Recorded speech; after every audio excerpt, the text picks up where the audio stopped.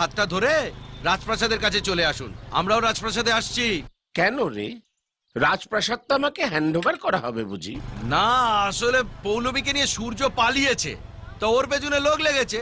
ওরা যাকে পাবে তাকে খাবে। ও আপনাকে পেলে আপনাকেও খাবে।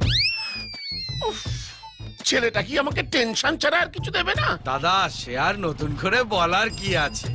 বলছি যে মদনের বউকে বলবেন ও যেন ঘরে তালা লাগিয়ে বাপের বাড়ি চলে যায়। ও বাবা, এর সঙ্গে ওরাও জড়িয়ে আছে? জানেন তো দাদা, সূর্য দরকার বলে প্রধানমন্ত্রীকেও জড়িয়ে ফেলবে। বলি আর বাড়িতে থাকবেন না, ওরা এলো বলে বেরিয়ে পড়ুন।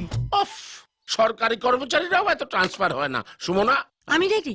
রেডি মানে? তোমার মুখে টেনশনের কথা শুনে বুঝতে পেরেছি সূর্য আবার একটা ভালো কাজ করেছে।